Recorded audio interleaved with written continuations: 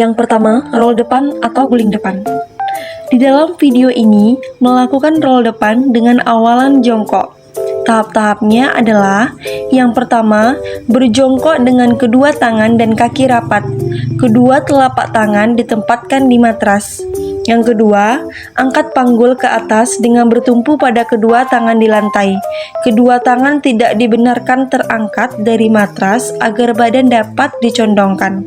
Yang ketiga, kedua siku tangan dibengkokkan dengan panggul tetap ditinggikan. Kemudian, masukkan kepala di antara kedua tangan dengan meletakkan kepala belakang di matras. Yang keempat, badan yang telah dicondongkan ke depan tersebut dijatuhkan ke depan.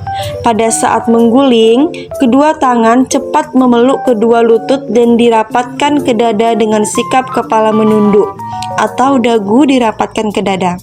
Yang terakhir, kemudian lakukan sikap akhir memegang kedua lutut. Ketika melakukan gerakan roll depan, ada beberapa kesalahan yang harus diperhatikan.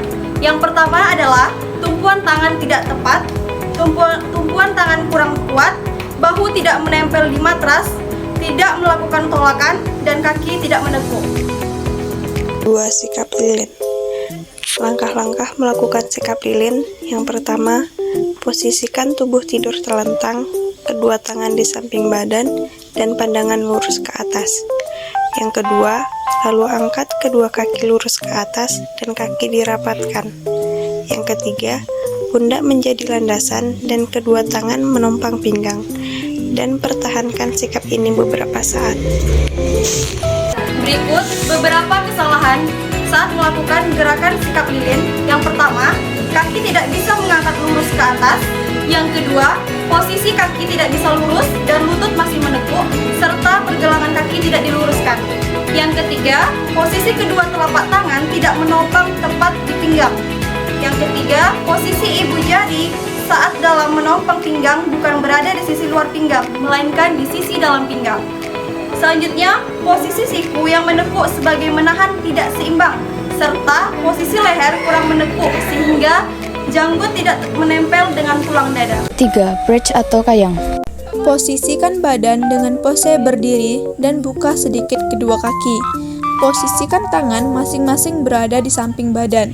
Gerakan tangan secara bersamaan atau satu tangan dengan mengayunkannya ke belakang. Kemudian, badan melenting ke belakang. Pastikan jika posisi telapak tangan menyentuh atau mendarat pada matras dengan baik. Kesalahan-kesalahan saat melakukan gerakan kayang. Yang pertama, tidak melakukan pemanasan atau peregangan yang cukup. Kedua, siku tangan bengkok karena kekakuan ada pada bagian bahu dan sendi. Ketiga, posisi badan kurang membusur karena bagian punggung yang kurang lentur serta kekakuan pada otot perut yang lemah. Keempat, keseimbangan yang kurang. Kelima, usahakan posisi kepala harus pas dan jangan terlalu mengadah. 4. Meroda. Awali gerakan dengan berdiri tegap menyamping. Kedua kaki dibuka selebar bahu, tidak boleh terlalu lebar. Kedua tangan direntangkan ke atas dan pandangan lurus ke depan. Arahkan tubuh ke kanan dan ke kiri. Letakkan satu tangan tumpuan di matras, diikuti oleh tangan satunya. Angkat kaki satu persatu melewati kepala, pastikan posisi kaki lurus. Lakukan gerakan memutar dengan cepat. Jika masih pemula, mintalah bantuan teman untuk memegangi kaki Anda. Kaki yang pertama diangkat harus mendarat terlebih dahulu. Setelah kedua kaki mendarat, angkat kedua tangan. Posisi terakhir akan sama seperti posisi semula, namun ke arah sebaliknya. Pastikan keseimbangan tetap terjaga sampai posisi akhir. Kesalahan-kesalahan saat melakukan gerakan meroda. 1. Tangan tidak cukup kuat untuk menopang tubuh. 2. Posisi tangan tidak lurus dan siku masih ditekuk. 3. Tangan pertama yang digunakan sebagai penopang terlalu dekat jaraknya dengan tolakan kaki. 4. Lemparan kaki terlalu kuat. 5. Lemparan kaki terlalu ditahan. 6. Lemparan kaki mengarah ke samping bukan ke atas. 7. Badan kurang melenting. Manfaat senam lantai. Yang pertama, membuat tubuh menjadi lentur. Senam lantai bermanfaat untuk membuat tubuh kita menjadi lebih lentur dari sebelumnya. Apalagi kamu adalah orang yang jarang berolahraga. Dengan rutin melakukan senam lantai, kamu akan dapat bergerak lebih fleksibel, sehingga kamu akan terhindar dari cedera saat melakukan aktivitas lainnya. Yang kedua, menguatkan tulang. Dalam aktivitas senam lantai, tubuh dilatih untuk menahan beban diri sendiri. Jika dilakukan dengan rutin, maka kamu bisa merasakan manfaatnya seperti menguatkan tulang yang kamu miliki. Tentunya, tulang juga akan semakin sehat. Yang ketiga, meningkatkan kekuatan otot. Selain tulang yang kuat, otot juga dapat bertambah kekuatannya jika kita rutin melakukan kegiatan senam lantai. Karena senam lantai ini melibatkan seluruh anggota tubuh kita untuk bergerak. Dalam pergerakannya secara tidak langsung, membuat otot akan mengenali beban yang didapat dari senam ini.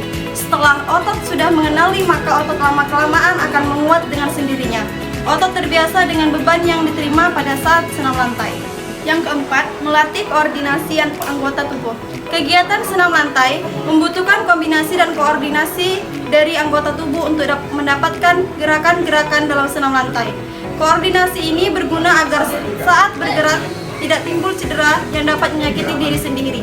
Jika salah satu anggota tubuh kaku, maka akan mengakibatkan salah pergerakan dalam persendian dan membuat tubuh menjadi cedera. Yang kelima, meningkatkan daya tahan tubuh. Senam lantai juga memiliki manfaat untuk meningkatkan daya tahan tubuh.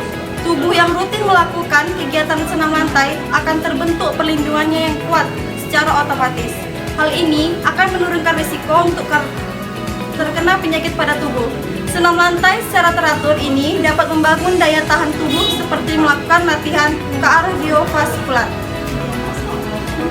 Yang keenam, mencukupi kebutuhan olahraga.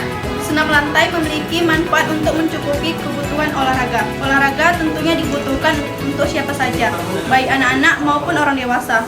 Menurut The American Heart Association, merekomendasikan agar anak-anak berolahraga 60 menit sehari. Sedangkan untuk orang yang berusia 18 tahun ke atas, berolahraga minimal 30 menit sehari sebanyak 5 hari dalam 1 minggu. Yang ketujuh, membakar kalori dalam tubuh. Melakukan aktivitas fisik di setiap harinya dapat membuat kalori dalam tubuh terbakar, apalagi melakukan senam lantai secara rutin. Kalori yang terbakar juga akan semakin banyak. Kalori dalam tubuh terbakar karena ketika melakukan senam lantai, kita melibatkan beberapa anggota tubuh seperti otot, lengan, kaki, punggung, baju, perut, dan paha untuk melakukan senam. Yang kedelapan, meningkatkan perilaku disiplin dalam diri. Dalam berolahraga pastinya membutuhkan kedisiplinan yang tinggi agar tubuh menjadi ideal dan sehat. Senam lantai juga membutuhkan konsentrasi dan disiplin yang tinggi. Apalagi senam lantai memiliki banyak gerakan yang susah. Setiap orang yang belajar harus berkonsentrasi penuh dan disiplin dalam latihan agar semakin mudah melakukannya. Yang kesembilan, mengatasi depresi. Depresi membuat seseorang menyendiri dan bahkan dapat melampiaskannya dengan menyakiti diri sendiri. Orang yang depresi seharusnya pergi ke psikolog dan melakukan terapi yang dapat menenangkan pikiran. Dalam hal ini, senam lantai bisa mengatasinya. Dan yang terakhir adalah meningkatkan sosialisasi. Bagi pemula yang belum bisa melakukan senam lantai sendiri, biasanya mereka bergabung dengan grup yang mengadakan senam lantai.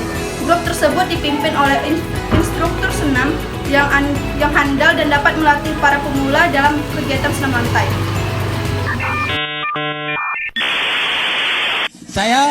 Wassalamualaikum bro.